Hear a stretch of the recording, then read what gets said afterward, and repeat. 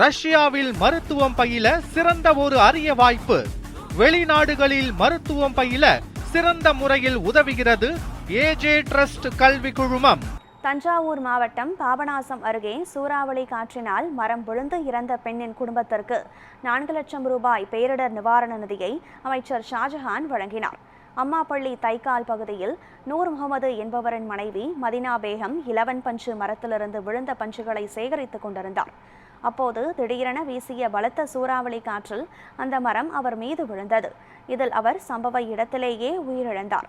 தகவலறிந்த தமிழக சிறுபான்மையினர் நலத்துறை அமைச்சர் ஏஎம் ஷாஜஹான் முதல்வரின் பேரிடர் நிவாரண நிதியிலிருந்து குடும்பத்திற்கு ரூபாய் 4 லட்சம் காசோலை வழங்கினார்.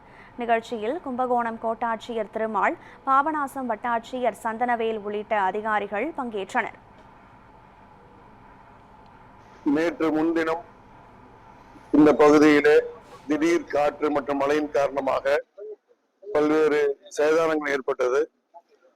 அவருடைய தொடர்ச்சியாக இந்த வீட்டிற்கு எதிரே இருக்கக்கூடிய ஒரு மரம் சாய்ந்ததினாலே இந்த வீட்டில் வசித்திருக்கக்கூடிய மதினா பேகம் என்ற 45 வயதே இருக்கக்கூடிய மதினா பேகம் என்பவர் அந்த மரம் சாய்ந்ததில் உயிரிழந்து விட்டார். அதற்காக நேரில் கண்டு அந்த குடும்பத்தினருக்கு ஆறுதல் சொல்வதற்காக இன்று வருகை இருந்தோம். அதோடு பேரிடர் நிவாரண நிதியிலிருந்து 4 லட்சம் ரூபாய் தொகையை அந்த குடும்பத்திற்கு இன்று வழங்கப்பட்டிருக்கிறது. அந்த துயரத்திற்கு நாமளும் பங்கு கொண்டு அவர்கள் துயர் துடைப்பதற்காக இந்த காரியத்தை உடனடியாக செய்து முடித்தோம்.